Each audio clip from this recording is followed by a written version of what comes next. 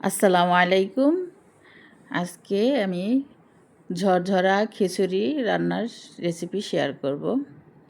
ভিডিওটি ভালো লাগলে চ্যানেলটিকে সাবস্ক্রাইব করে লাইক কমেন্ট শেয়ার করে পাশে থাকবেন।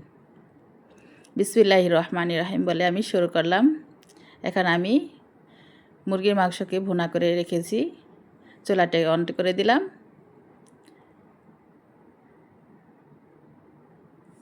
কালারটা খুব দারুণ হয়েছে ভুনা মাংসটা।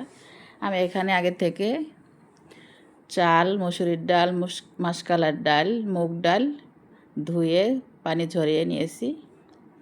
এখন চালগুলো আমি কড়াইয়ের উপর দিয়ে দিলাম। এখন মাংসের সাথে চালগুলো একটু নেড়ে চেড়ে ভালো করে কষিয়ে নেব।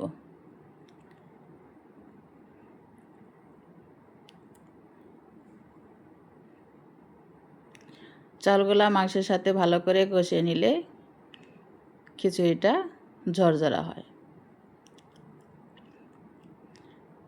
আমি এখানে একটা পেঁয়াজ কুচি দিয়ে দিলাম, 10-12টা কাঁচামরিচ দিয়ে দিলাম।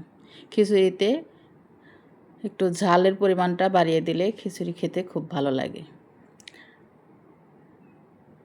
আর যারা ঝাল পছন্দ করেন না তারা কম ঝাল দিয়েও রান্না করতে পারবেন, কিন্তু খিচুড়িতে ঝালটা দিলে খুব ভালো হয়। আমার চালটা ভালো করে কষানো হয়ে গেছে। এখন আমি আরেকটা পাত্রের মধ্যে গরম পানি করে রেখে দিয়েছিলাম, গরম পানির মধ্যে আমি চালগুলা দিয়ে দিলাম। এখন নেড়ে চেড়ে আমি ভালো করে আরেকটু কষিয়ে নেব।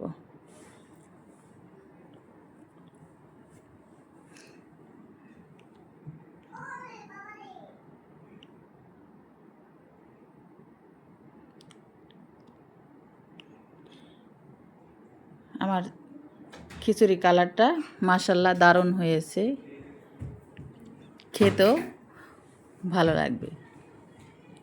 আপনারা বাসায় আমার মতো এরকম করে অল্প সময়ের মধ্যে ঝটপট করে খিচুড়ি রান্না করে দেখতে পারেন, খুব মজা হয়। দেখতে পাচ্ছেন আমার খিচুড়িটা মাশাআল্লাহ ঝরঝরা হয়েছে এবং খেতেও খুব ভালো লাগে।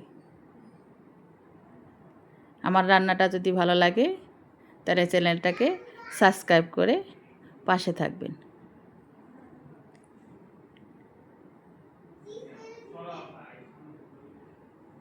আমি একটা প্লেটের মধ্যে বেড়ে দেখাচ্ছি।